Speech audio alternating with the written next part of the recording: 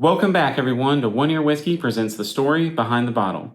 Today, we're starting a brand new series, James E. Pepper, and we're kicking it off with the flagship that brought this legendary name back from the dead, the 1776 Straight Rye. Let's get into it.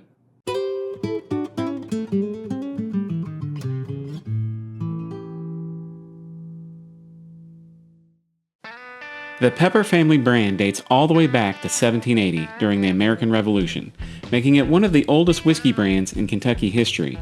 The man whose name is on this bottle, Colonel James E. Pepper, ran the family operations in the late 1800s and was about as larger than life as bourbon figures come, a horseman, an industrialist, and a fixture at the Waldorf Astoria in New York.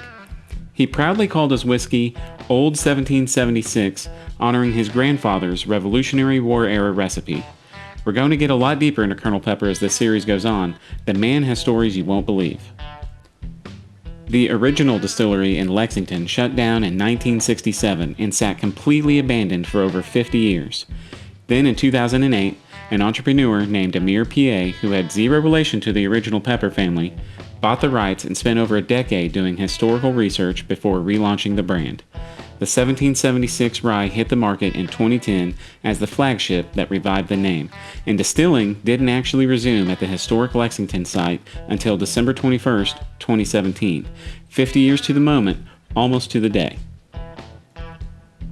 When James E. Pepper launched in 2010, the Straight Rye Whiskey was sourced from MGP in Lawrenceburg, Indiana with their infamous 95.5 rye mashbill. However, recently, with distillation resumed at James E. Pepper, the 1776 Straight Rye is now distilled and bottled in Lexington, Kentucky.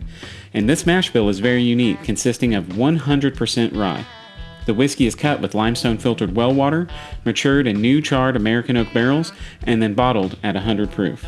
This has an MSRP of around $30, and in 2024 it picked up a double platinum at the Fred Minnick Ascot Awards. Not bad for a brand that didn't even exist 17 years ago. Alright, 245 years of name, 15 years of revival, let's pour. On the nose, I get a very floral forward, minty, almost medicinal note, backed by a light sweetness, and then there's like a chocolate undertone. The color is a fairly light amber. This bottle is aged only 3 years and it shows in the glass. In the first sip, that florally mint flavor hits right away. It's followed by a nice sweetness as the rye spices kick in. The finish is pretty mild and quick, leaving you ready for another sip. James E. Pepper 1776 Rye, the bottle that brought a 245-year-old name back to life. At $30, this is an easy recommendation for any rye fan.